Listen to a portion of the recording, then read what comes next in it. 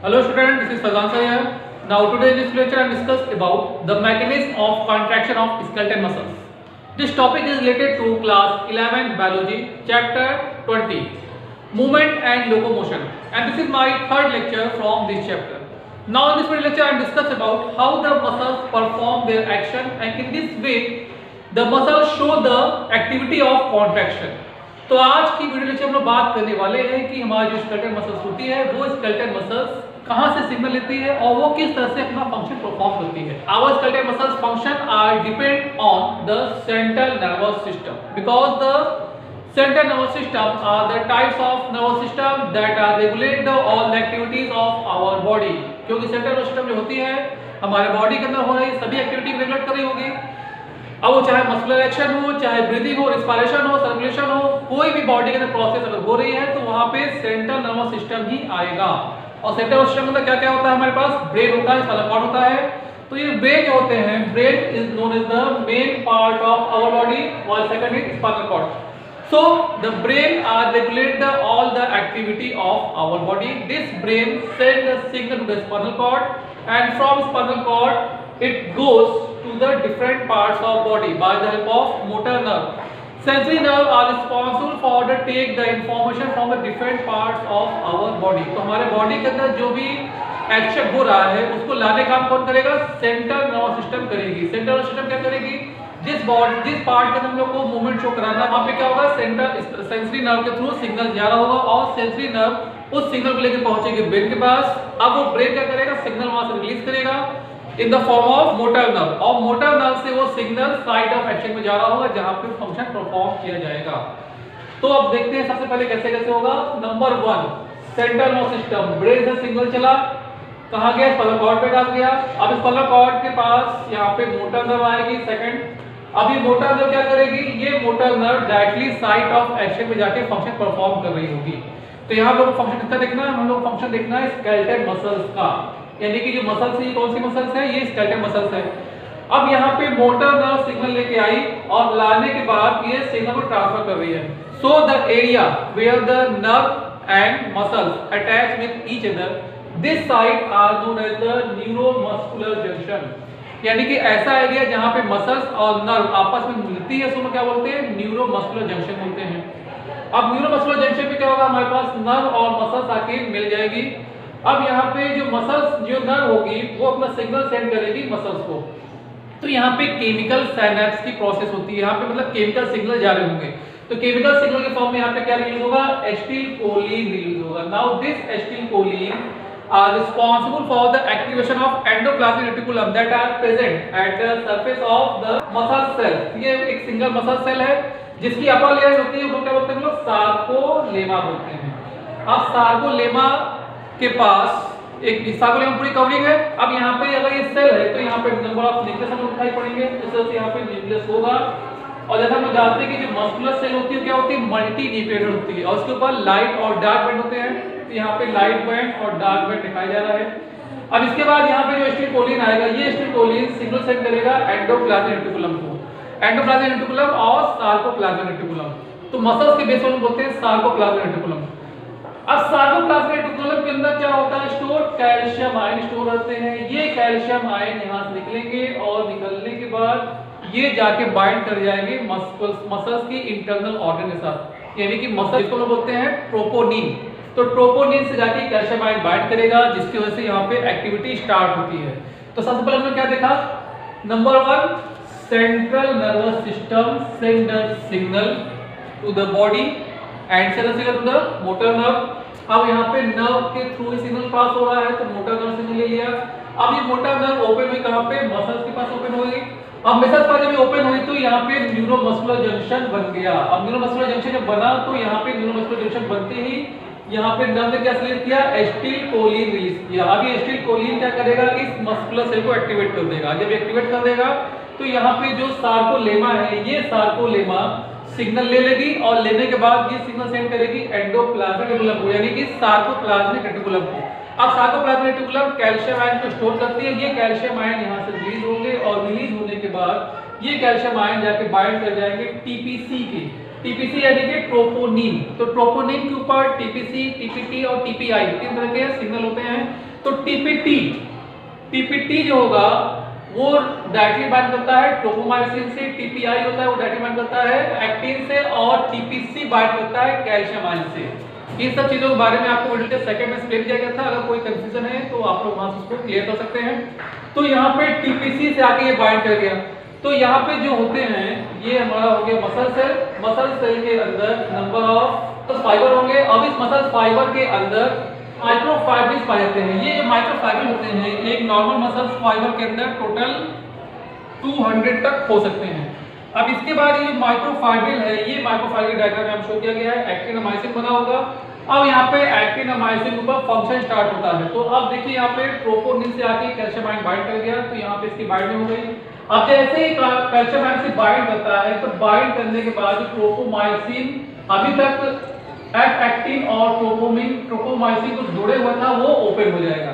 यानी कि calcium ion आया, कैल्शियम आयन के आने के ठीक बाद ट्रोपोनिन के अंदर कन्फर्मेशन चेंज हुआ। Show the confirmation change. तो ट्रोपोमायोसिन के अंदर क्या होगा, कन्फर्मेशन चेंज हो गया। अब जब यहाँ पे कन्फर्मेशन चेंज होगा तो वो ट्रोपोमायोसिन और एक्टिन की बाइंडिंग साइट को ओपन कर देता है। तो यहाँ पे क्या था, ये ट्रोपोमायोसिन और एक्टिन को आपस में बाइंड किया हुआ था। और ट्रोपोमायोसिन क्या कर रहा था, ट्रोपोमायोसिन मायोसिन बाइंडिंग साइट को ब्लॉक कर दिया था। अब जब यहाँ पे इसकी ओपनिंग हो जाएगी तो मायोसिन बाइंडिंग साइट ओपन हो गई। अब जैसे ही मायोसिन बाइंडिंग साइट ओपन होती है, जैसे यहाँ दिखाई दे रहा है ट्रोपोमायोसिन ओपन हो गया और मायोसिन बाइंडिंग साइट क्या हो गई, खुल गई। अब जैसे ही मायोसिन बाइंडिंग साइट खुलेगी, मायोसिन के साथ एटीपी आके बाइंड कर जाएगा। तो यहाँ पे क्या हुआ, एटीपी आया और मायोसिन की एटीपी बाइंडिंग साइट से आके बाइंड कर गया। और ये क्या है, मायोसिन बाइंडिंग साइट है। तो ये हो गया मायोसिन और ये हो गया एक्टिन। तो यही दो चीजें यहाँ पे है, एक्टिन और मायोसिन। यहाँ क्या होगा, उसके बाद मायोसिन इस एक्टिन फिलामेंट को तरफ खींचेगा। अब कैसे खींचता है उसको देख लेते हैं। एटीपी आके यहाँ बाइंड किया। अब एटीपी बाइंड करने से क्या होगा, जो मायोसिन होगा उसके अंदर एनर्जी आ जाएगी। अब वो एनर्जी जब आ जाएगी तो वो क्या करता है, डायरेक्टली जाके एक्टिन से बाइंड कर जाता है। अभी तक क्या था, वो नीचे रहेगा। जैसे यहाँ पे एटीपी बाइंड की, बाइंड करते ही वो तुरंत जाके ऊपर बाइंड कर जाएगा। अब जब इसकी बाइंडिंग हो जाएगी तो बाइंडिंग होने के बाद जैसे इससे बाइंड किया, इसकी एनर्जी फिर से रिलीज कर जाती है। मतलब इसका काम क्या है, अभी तक ये थोड़ा सा क्लियर बन गया है, इसको अलग बनाएंगे हम लोग। अभी तक क्या है, एटीपी आया, एटीपी जैसे ही आएगा ये मायोसिन क्या होंगे, एक्टिवेट हो जाएंगे। अब मायोसिन जैसे ही एक्टिवेट होगा, एक्टिवेट होने के साथ साथ ये जाके एक्टिन से बाइंड कर जाएगा। अब ये एक्टिन से आके बाइंड कर गया। अब जैसे ही एक्टिन से बाइंड करेगा तो बाइंड करते ही इसके अंदर जो एटीपी होता है वो ब्रेक कर जाता है और वो एटीपी टूट जाएगा, एटीपी प्लस आईटीपी, मतलब इसकी एनर्जी चली गई। अब जैसे इसके अंदर एनर्जी गायब हो जाएगी तो ये एटीपी और आईपी इस एटीपी को छोड़ देंगे, क्योंकि ये क्या है, एटीपी बाइंडिंग साइट है, तो एटीपी के लिए ही सूटेबल है। अब यहाँ पे अगर एटीपी और आईपी आ जाएगा तो इसको रिलीज हो, ये हट जाएगा अपने आप। अब जैसे यहाँ से एटीपी जाएगा, एटीपी के जाते बाद यहाँ से एनर्जी चली गई। अब जब एनर्जी चली जाएगी तो क्या होगा, हमारा जो मायोसिन है वो नीचे तरफ चला जाएगा। लेकिन जब ये नीचे तरफ जाता है तो इस टाइम में भी नीचे तरफ जाएगा तो राइट साइड की तरफ होते हुए जाता है नीचे। जैसे कि मान लीजिए बाइंड है, और जब बाइंड होती है थोड़ा सा अपने तरफ खींचेगा उसको, जब खींचते उसको जाता है नीचे तो क्या होता है, ये एक्टिन को अपनी तरफ खींचता है। इस तरह से जो मायोसिन है, जैसे कि मान लीजिए हेड है, अब ये मायोसिन का हेड हो गया, ये इसका हेड पार्ट हो गया। अब ये हेड पार्ट जाके एक्टिन से जुड़ा, ये मान लेते हैं कि ये हमारी एक्टिन है। तो एक्टिन, अब यहाँ पे जो एटीपी था ये एटीपी ब्रेक कर गया एटीपी प्लस आईपी फॉर्म में। अब जब एटीपी और आईपी ब्रेक करेगा तो ब्रेक करने के बाद यहाँ से एनर्जी चली गई। अब जैसे एनर्जी जाएगी तो फिर से डाउन जाएगी, तो जब ये डाउन जाता है तो इधर ना जाके ये लेफ्ट साइड जाएगा। जब लेफ्ट साइड जाएगा तो ये करता क्या है कि एटीपी को मतलब खींचता है, और जब खींचेगा तो यहाँ पे ये थोड़ा सा आगे बढ़ गया, जैसे यहाँ दिखाया गया सर्किल नंबर 1 2 3 4। तो ये क्या है, हमारे एफ एक्टिन फिलामेंट है। तो पहले क्या था, बाइंड किया था पहले वाले दूसरे वाले से। अब जब यहाँ पे एटीपी और आईपी ब्रेक किया, इसको छोड़े, तो जब ये नीचे गया तो नीचे जाने जाते ही क्या किया, इस तरह से नीचे गया, तो इसके आगे खींचेगा ये। अच्छा सेकंड टाइम यहाँ पे एटीपी बाइंड करेगा, तब देखो जैसे ये नीचे जाएगा तो नीचे जाते वहां ये फर्स्ट साइड हो गई, ये सेकंड थर्ड सेकंड हो गई, थर्ड हो गई, फोर्थ हो गई। अब यहाँ पे क्या होगा, एटीपी फिर से आके बाइंड कर जाएगा। अब एटीपी जैसे ही बाइंड करेगा, एटीपी की बाइंड करते ही ये फिर से एक्टिवेट हो जाएगा। एक्टिवेट जैसे ही होगा ये फिर से एटीपी इससे जुड़ने के बाद ये फिर से हमारे पास एक्टिन साइट बाइंड कर जाएगा। तो जो पहली बार बाइंडिंग हुई थी फर्स्ट और सेकंड से, दूसरी बाइंडिंग कहाँ पे होगी, थर्ड और फोर्थ से बाइंडिंग होगी। इस तरह से ये करते क्या है कि बार बार अप एंड डाउन प्रोसेस करते हैं। अप एंड डाउन जैसे कि आपको दिखाया जा रहा है, सेम ये प्रोसेस करेगा, ऊपर जाएगा फिर नीचे जाएगा, ऊपर जाएगा फिर नीचे जाएगा, ऊपर जाएगा फिर नीचे जाएगा, ऊपर जाएगा फिर नीचे जाएगा। इस तरह से जब ये इस तरह बार बार इसको खींचता है तो यहाँ पे कोई चीज पड़ी होगी तो ये इसको अपने तरफ खींचेगा। जब खींचेगा तो ये एक्टिन फिलामेंट जो होगा वो अपने अंदर कॉन्ट्रैक्शन शो करता है। जैसे हम दिखाया गया, ये एक्टिन फिलामेंट है, ये मायोसिन फिलामेंट है। तो ये जो साइट है, ये जो हमारी होती है सार्कोमियर, तो ये सार्कोमियर आपस में एक दूसरे से सटेगी, क्योंकि यहाँ पे एक्टिन खींचा जा रहा है, तो यहाँ पे एक्टिन लगा, यहाँ एक्टिन लगा हुआ है। तो ये साइट यहाँ से लेकर यहाँ तक आ सकता है, तो उसको खींचा जा रहा है। तो इस तरह से यहाँ पे मसल्स के अंदर कॉन्ट्रैक्शन होगा। अब कॉन्ट्रैक्शन हो गया, अब हमें रिलैक्स करना है हार्ट को, जैसे कि हम लोग हैंड अपना हिला रहे हैं, तो कॉन्ट्रैक्शन रिलैक्सेशन दोनों प्रोसेस चल रही है, कॉन्ट्रैक्शन रिलैक्सेशन दोनों प्रोसेस चल रही है। इस कंडीशन में अगर हम लोग चाहते हैं रिलैक्स कंडीशन में लाना, तो क्या होगा, नर्व सिग्नल के थ्रू जो कैल्शियम आयन थे, ये कैल्शियम आयन इस साइड को छोड़ देंगे। अब जैसे ही यहाँ पे टीपीसी को छोड़ेगा, तो टीपीसी को छोड़ते बाद यहाँ पे जो हमारा ट्रोपो और टीपीटी और टीपीआई था, ये टीपीटी टीपीआई फिर से बाइंड कर जाएगा ट्रोपोमायोसिन और एफ एक्टिन के साथ। तो ट्रोपोमायोसिन और एफ एक्टिन के साथ जब ये बाइंड करेगा तो ट्रोपोमायोसिन अपने अंदर कन्फर्मेशन चेंज कर देगा और जो साइट हम लोग को ओपन दिखाई पड़ रही है, ये साइट फिर से कवर हो जाएगी ट्रोपोमायोसिन के द्वारा, और अब जो हमारी मसल्स है वो रिलैक्स कंडीशन में आ जाएगी। लेकिन हम लोग अपना हाथ लगातार हिला रहे हैं इसको, तो उस कंडीशन में क्या होगा, ये बार बार कैल्शियम आयन सिग्नल सेंड करेगा, फिर अलग होगा, फिर सेंड करेगा, फिर अलग होगा, और हम लोग अपने बॉडी के अंदर कॉन्ट्रैक्शन रिलैक्सेशन शो कर पाएंगे।